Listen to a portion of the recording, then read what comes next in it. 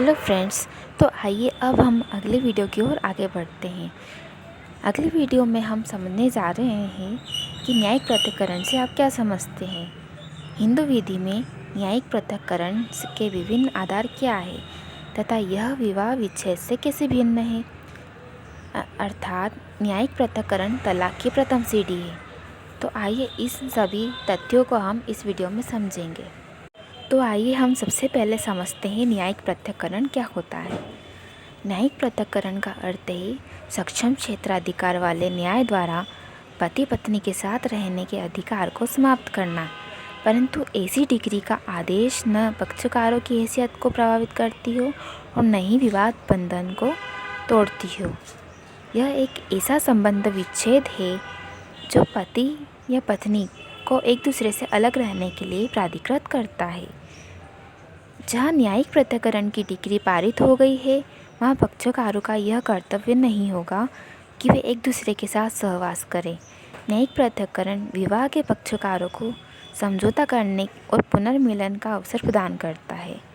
यदि समझौता हो जाता है तो उनके अधिकार एवं कर्तव्य पुनः जीवित हो जाते हैं जो उनके पूर्व विवाह करने पर उत्पन्न हुए थे। इसके लिए यह आवश्यक नहीं है कि वह इस हेतु न्यायालय में आवेदन करे। न्यायिक पृथक्करण की डिग्री पक्षकारों के पूर्व मिलन की तिथि से निष्प्रभावी हो जाती है। यदि उक्त मिलन डिग्री पारित होने की तिथि से 1 वर्ष या अधिक समय तक नहीं होता है तो वह विवाह विच्छेद का आधार बन जाता है। अर्थात इन सब से तात्पर्य यही है कि न्यायिक पृथक्करण से तात्पर्य यही है कि पति पत्नी को कुछ समय के लिए कोर्ट से स्टे मिल जाता है कि वह एक दूसरे से अलग रहे। अर्थात बाद में यदि उनमें कुछ समझौता हो जाता है या साथ रहने को सहमत हो जाते हैं तो न्यायिक पृथक्करण का जो न्यायालय ने निर्णय सुनाया है वह अपने आप ही नष्ट हो जाएगा। अर्थात यह तलाक से भिन्न है। इसमें वैवाहिक दंपति पुनः अपना वैवाहिक जीवन साथ में प्रारंभ करने में सक्षम होती है।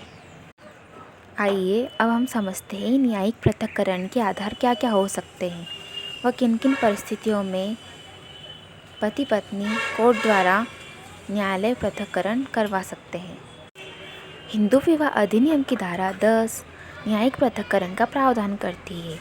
धारा 10(1) विवाह के पक्षकारों में से कोई पक्षकार, चाहे वो विवाह इस अधिनियम के प्रारंभ के पूर्व अनुस्थापित हुआ हो चाहे पश्चात, जिला न्यायालय ने धारा 13 की उपधारा 1 में और पत्नी की दशा में उसी उपधारा 2 के अधीन विनिर्दिष्ट आधारों में से किसी ऐसे आधार पर जिस पर विवाह विच्छेद के लिए अर्जी उपस्थित की जा सकती थी, न्यायिक पृथक्करण की डिग्री के लिए प्रार्थना करते हुए अर्जी उपस्थित कर सकेगा।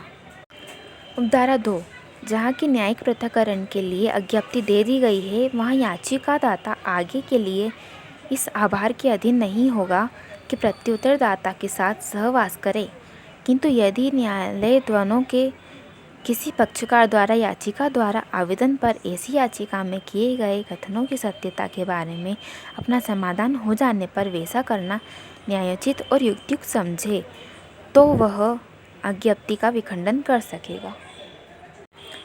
तो आइए अब हम समझते हैं न्यायिक पृथक्करण के वही आधार है जो विवाह विच्छेद के हैं। ये आधार निम्नलिखित है। अर्थात इससे तात्पर्य यह है कि विवाह विच्छेद के लिए जो जो अधिकार या आधार बताए गए हैं वही न्यायिक पृथक्करण में भी बताए गए हैं। लेकिन न्यायिक पृथक्करण और विवाह विच्छेद में बहुत अंतर होता है दोस्तों।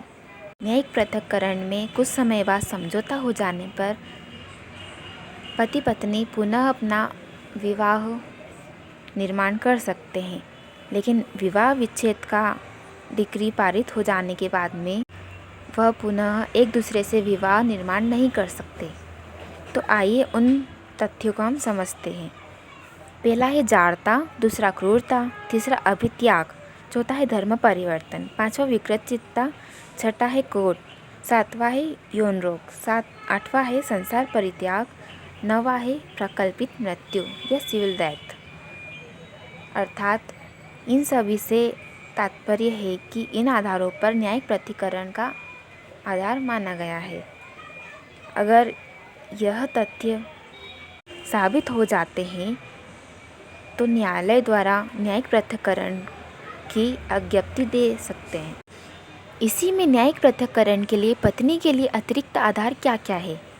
यदि वह बहु विवाह कर लेती है, पति द्वारा बलात्कार, गुदा मैथुन या पशुगमन का आरोप लगाती है या दोष सिद्ध कर देती है। तीसरा, भरण पोषण की डिक्री या आदेश।